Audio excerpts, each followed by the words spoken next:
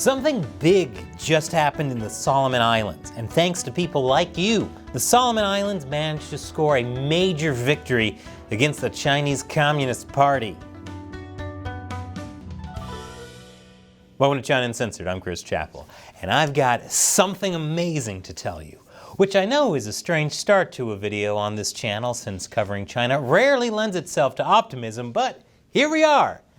The Chinese Communist Party is facing a major setback in the Solomon Islands. And you helped. That's right. Never let anyone tell you you can't change the world. Last week, the Solomon Islands held its first parliamentary election for 50 seats since current Prime Minister Manasseh Sogavare came into office in 2019. It was supposed to have happened last year, but Sogavare postponed it, citing the Pacific Games happening around the same time. Who postpones elections for sporting events? I guess as an American that doesn't make sense to me, since in the US, politics is a sporting event.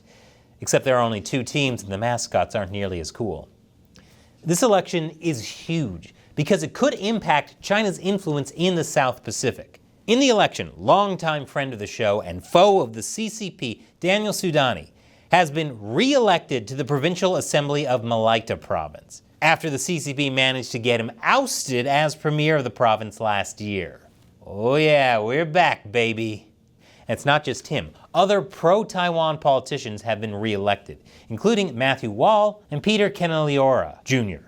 The good news doesn't end there, which honestly makes me a little nervous that I'm stuck in some amazing corner of the Matrix and I'm about to wake up covered in goo. The Solomon Islands pro-China Prime Minister I mentioned earlier, Manasseh Sogavare, failed to secure an outright majority. As of this recording, Sogavare's Our Party has won 13 seats, well short of a majority in the Solomon Islands' 50-seat parliament. Based on the look on his face, they went from the Our Party to the Sour Party.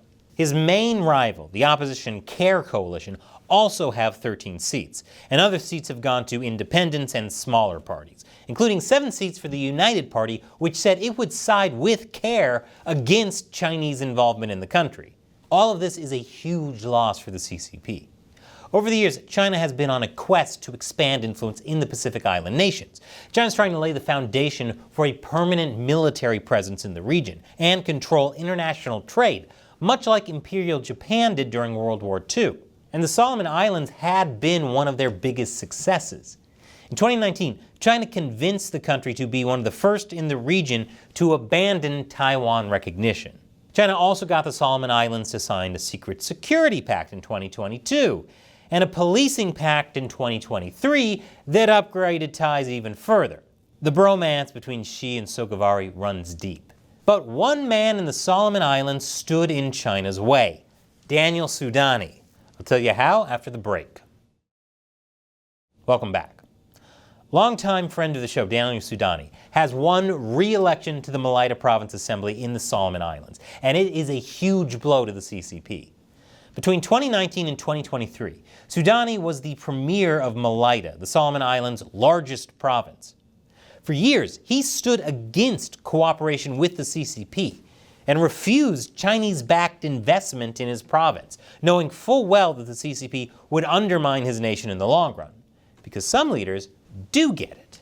Man, optimism is like an adult onesie. Feels strange, but I think I like it.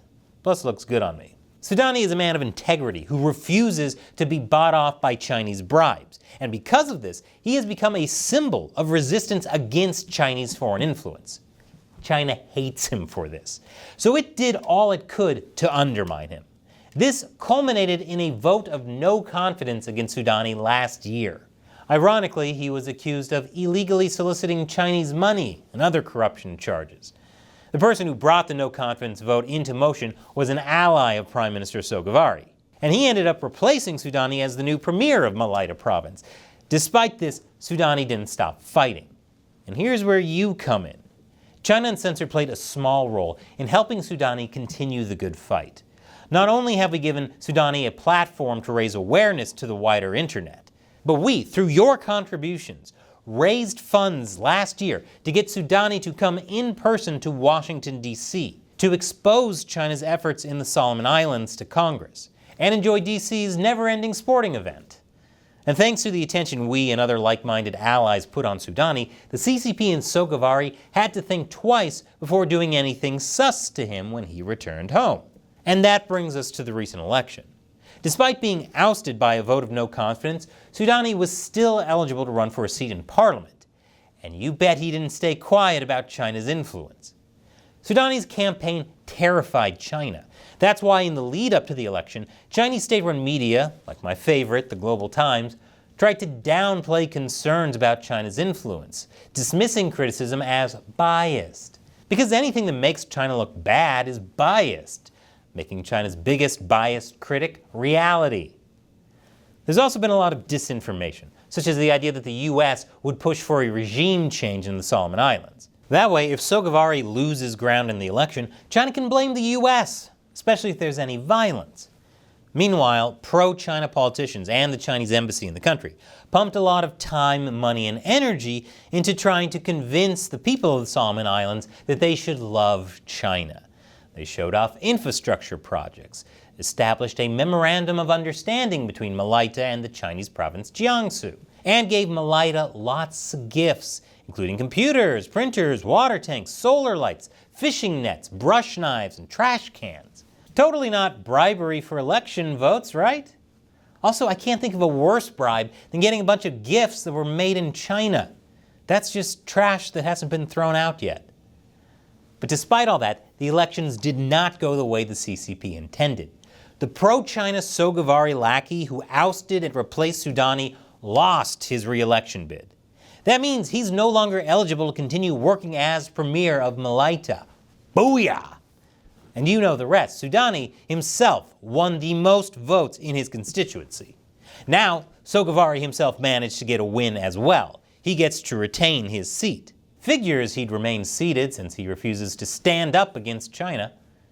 But it would really be a dream come true if the Solomon Islands ended up forming a government that's on board with fighting back against China. But this fight isn't over. There's major concern among Solomon Islanders that the world will stop paying close attention to them now that the election is over. There's always the risk that something big could happen, like, say, evidence of so-called election tampering, or Sogavari and his party retaining control of parliament. There's been quite a lot of police training with China recently in case something goes wrong. We can't let China get its way in the Solomon Islands, and the world can't turn a blind eye.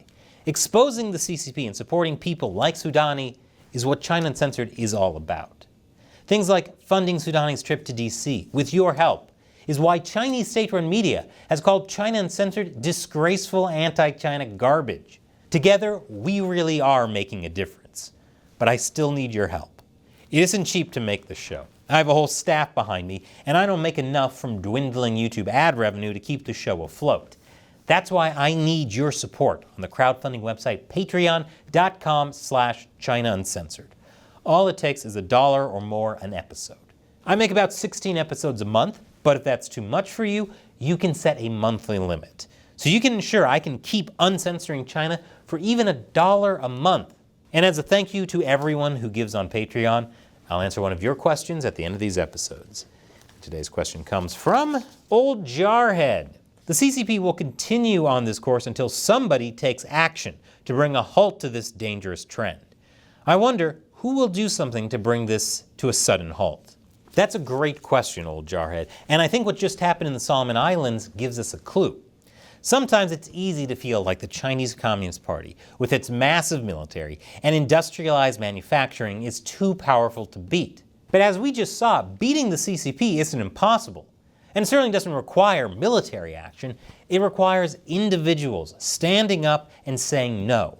Individuals like Sudani, but also individuals like you who helped fund his trip to DC. It's also individuals in China standing up and protesting the Chinese regime. As Martin Luther King Jr. said, the arc of the moral universe is long, but it bends towards justice. Thanks for your question and your support, Old Jarhead. And in my ongoing attempts to talk about things YouTube considers too controversial by hiding them in gaming content, click on this video about the game The Withering Rooms. It has absolutely nothing to do with Epstein's Island, not a thing. Don't know why I'm bringing it up. Let me know what you think. Once again, I'm Chris Chappell. See you next time.